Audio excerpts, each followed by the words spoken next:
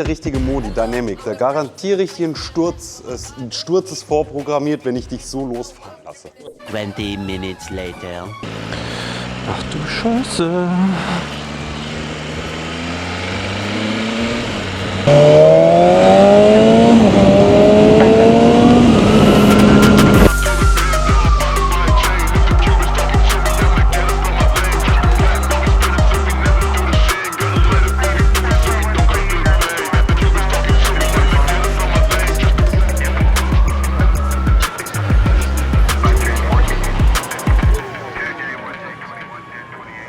Ja, das ist die BMW S1000 RR in der Variante mit dem M-Paket.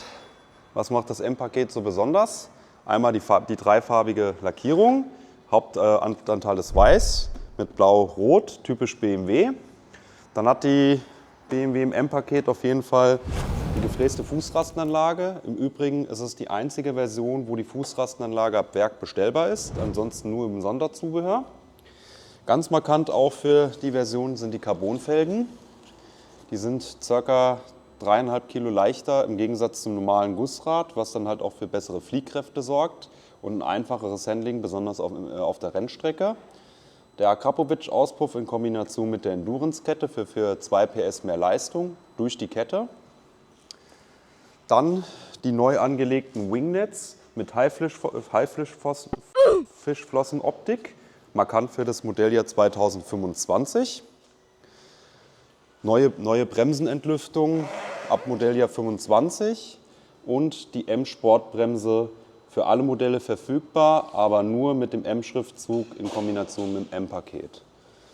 Wir haben einen Voll-LED-Scheinwerfer ohne Tagfahrlichtfunktion. Wir haben einen Handbremshebelprotektor für das Fahrzeug in Kombination mit den Frästeilen, falls man mal auf Angriff fährt, dass man dann halt nicht aus Versehen die Bremse gezogen bekommt. Verschiedene Fahrmodi, durchkonfigurierbar, von Rain bis Race-Modus und Race Pro-Modis sogar nach ihr Belieben einstellbar. Weitere Informationen findet ihr immer auf unserer Homepage, da findet ihr alle Daten. Es gibt auch Videos zu dem Fahrzeug, die man sich intensiv anschauen kann, verschiedene Kombinationsmöglichkeiten. Beim Startvorgang ist es halt immer wichtig, dass wenn du gestartet hast, dass du den Kaltlauf laufen lässt. Das sind so 20 bis 40 Sekunden, eher 40. Das ist so, Cut wird schnell auf Temperatur kommen, dann das hörst du eindeutig. Dann geht er so im Bereich 2000 Umdrehungen. Immer laufen lassen, warten, bis man auch losfährt. Dann hörst du auch, wie die Drehzahl runtergeht. Das ist ganz, ganz entspannt. Durch das ABS Pro-System haben wir ein dynamisches Bremslicht. Das bedeutet, wenn eine Gefahrensituation kommt, und du machst eine Gefahrenbremsung und erreichst die Geschwindigkeit unter 50 km/h, aber mit einer ABS-Bremsung, also wir reden richtig reinschnappen, dann flackert das Bremslicht in der 5-Hertz-Frequenz. Dass das für den nachfolgenden Verkehr auf jeden Fall ein Hinweis ist, der geht in die Bremse.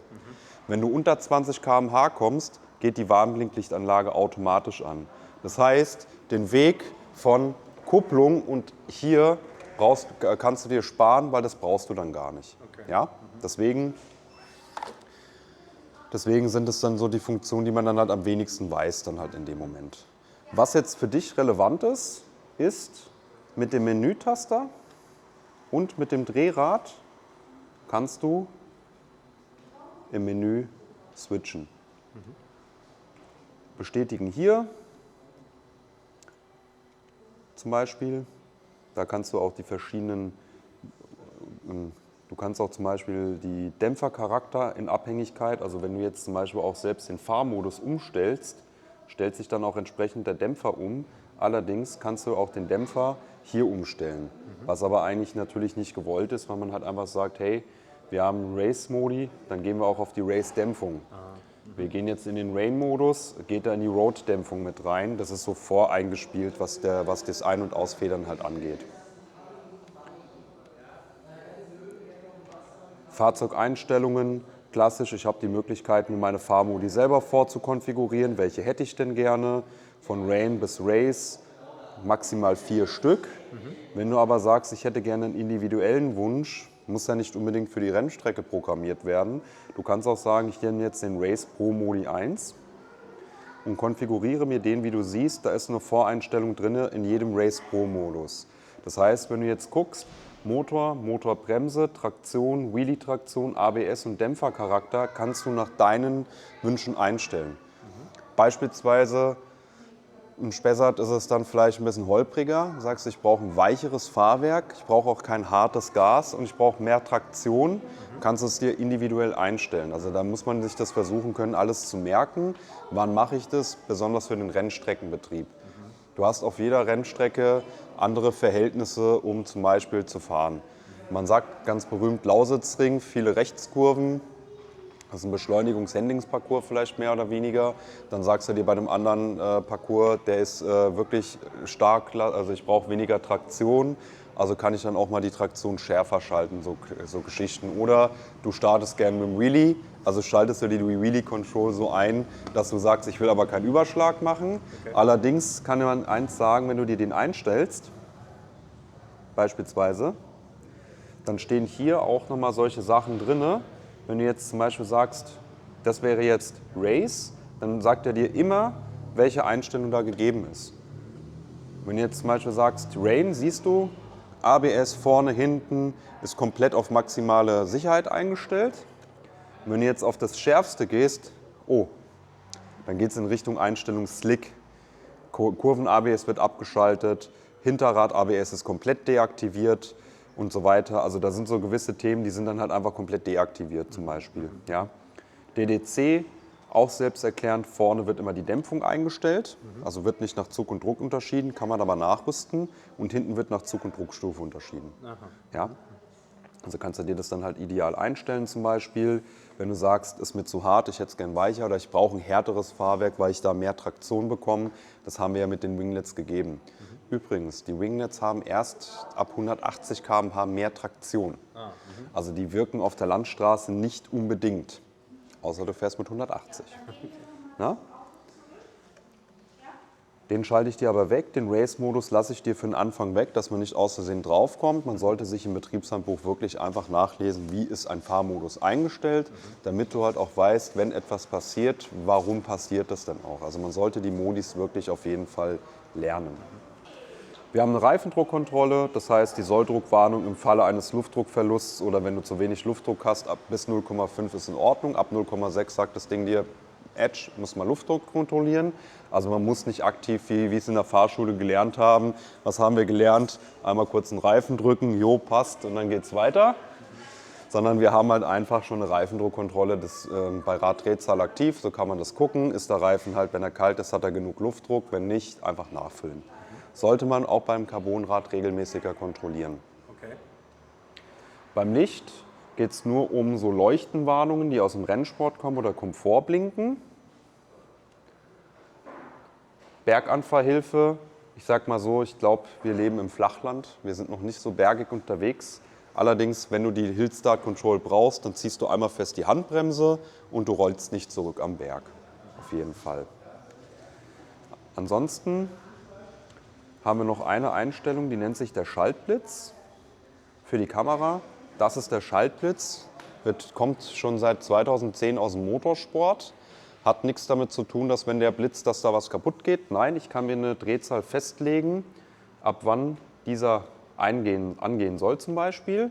Hier ist er jetzt auf 13.000 voreingestellt gewesen. Klassisch nehmen wir mal die 7.000 Umdrehungen, weil man in den ersten 300 Kilometer von dem neuen Motor bis maximal 7.000 drehen soll. Und dann ist es halt schon so ein kleiner optischer Hinweis, hey, ich bin schon bei 7.000, ich schalte mal. Was bedeutet Enddrehzahl? Ganz einfach, wann soll er ausgehen? Da wir aber bei 15.000 im roten Bereich sind, wird es halt ein bisschen schwierig. Die Helligkeiten nehmen die Leute gerne, sage ich mal, für den Straßenbetrieb ein bisschen niedriger, weil das schon sehr penetrant sein kann. Man kann ihn aber auch generell ausschalten.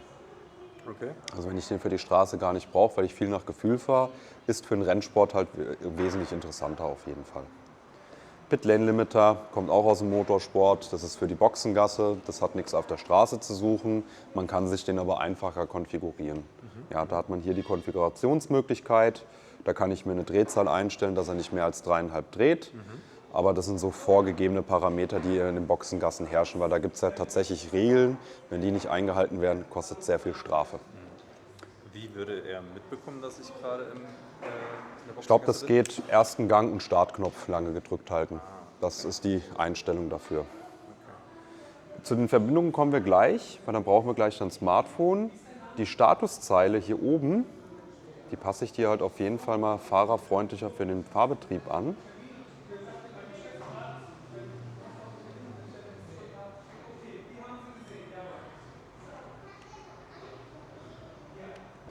Wenn wir jetzt oben die Statuszeile uns angucken, können wir einfach mit dem oberen Taster uns einmal durchdrücken. Mein Gesamtkilometerstand, Tageskilometer, einfach lange gedrückt zum Zurückstellen.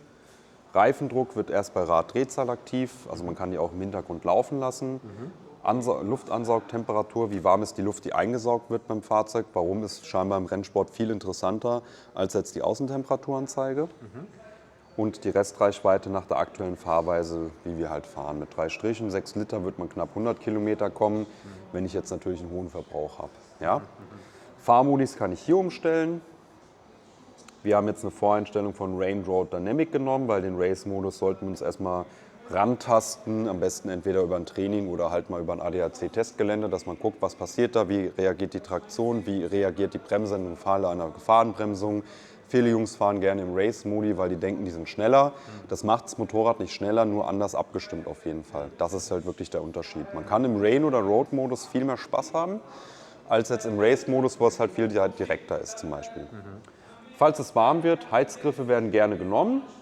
Wir haben 3 Stufen, ist eigentlich relativ gut, verhindert auch einschlafende Hände. Mir hilft es zum Beispiel sehr weiter, auch im Sommer. Die Hände schlafen nicht ein, ich habe noch mehr Reaktion. Das ist ganz, ganz wichtig. Ansonsten ein Tempomat, um die Gashand mal ausschütteln zu können. Sehr, sehr geile Funktion. Einschalten, aktivieren, Geschwindigkeit wird gehalten. Wenn ich mit dem Schaltassistent schalte, hält er die Geschwindigkeit trotzdem noch, der blockiert er nicht raus. Ansonsten wird die Zündung ganz normal ausgeschaltet. Ich habe klassisch hier meinen Tankdeckel. Den kann ich hier aufmachen. Man sollte auch natürlich immer den Sprit bis oben voll ziehen, dass ich auch das Maximale habe. Bitte seht über das E10 hinweg, es ist ein Sportmotorrad. Tankt Super Plus, Ultimate 102, Shell V-Power 100, alles was es so hergibt. Auf die 2, 3, 4, 5 Euro kommt es am Ende des Tages nicht mehr drauf an.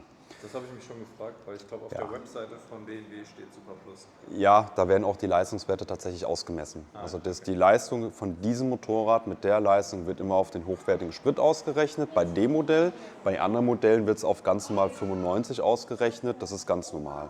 Okay. Aber das wäre jetzt kein Garantiefall, wenn wir jetzt normale... Da passiert nichts. Das könnte nur passieren, wenn du den Sprit mischt, dass der Klopfsensor durcheinander kommt. Das ist das Einzige. Deswegen lieber einmal leer fahren und das einmal voll auftanken, was die Tankstelle hergibt. Wichtig beim Einfahren, es gibt eigentlich nur 3 Sachen. Reifen sind neu, fahr vorsichtig, da stürzt man gerne. Bremsen sind neu, die sind sehr, sehr gut, die sind sehr giftig, die Bremsen. Aber am Anfang neue Bremsscheiben, neue Bremsbeläge, es ist noch glasig. Also man muss halt ein bisschen länger, man muss es halt einbremsen bis 300 Kilometer. Und von der Einfahrdrehzahl haben wir 7000 Umdrehungen die ersten 300 Kilometer. Ab 300 Kilometer kannst du bis 9000 Umdrehungen drehen. Da ist eh eine elektronische Drossel drin, also da passiert da nicht mehr viel. Von daher, wie gesagt, ganz, ganz entspannt. Man wird da ausgebremst bei ungefähr 200, 220. So viel Topspeed haben wir jetzt in der Einfahrzeit. 300 Kilometer geht automatisch dann quasi? Nein, die ist da nicht elektronisch begrenzt. Die ist bei 9 generell elektronisch begrenzt, man sollte aber empfehlenswerterweise nicht über 7000 drehen. Deswegen habe ich dir den Schaltblitz eingestellt, dass du ungefähr ein Gefühl bekommst, wie schnell komme ich auf 7000. Das geht recht zügig, aber da hat man halt einfach das erste Gefühl. Wenn es mal drüber hinausgeht, ist nicht schlimm, es geht nur um konstante Fahrten, die verhindert werden sollen. Schaltassistent kannst du ruhig in der Einfahrzeit verwenden, das macht im Getriebe nichts. Wichtig ist viel schalten. Kleiner Tipp am Rande, der Leerlauf geht sehr schwer aus dem ersten Gang. Guck, dass du aus dem zweiten Gang das machst, da wirst du mir dankbar sein. Du wirst mich verfluchen, wenn du es aus dem ersten probierst. Das ist sehr, sehr hart, das Getriebe. Deswegen einfach aus dem zweiten Gang, das geht viel weicher, auf jeden Fall. Okay. Kettenspannung wird geprüft bei der ersten Inspektion. Die Endurancenkette ist nicht wartungsfrei, die ist wartungsärmer. Was hat die für einen Vorteil? Komm ruhig mal auf die andere Seite, zeig ruhig die Kette. Die ist goldbeschichtet, DLC beschichtet, die ist Diamantstoff ähnlich. Was bietet die für einen Vorteil? Ich kriege 2 bis 3 PS mehr Leistung aufs Hinterrad, weil die sich weniger verzieht, wie eine klassische Kette. Das ist der Vorteil. Allerdings muss die trotzdem geprüft werden, regelmäßig, je nachdem wie viel Vollgas man fährt. sollte man auch immer regelmäßig reinigen und fetten. Weil, wie man auch sieht, die Ritzel sind ja nicht anders. Die Ritzel können ja auch drunter leiden. Wenn ich mit einer trockenen Kette auf die Ritzel gehe, dann würden die Ritzel auch schnell drunter leiden. Also selber einfetten oder nicht? Selber fetten auf jeden Fall.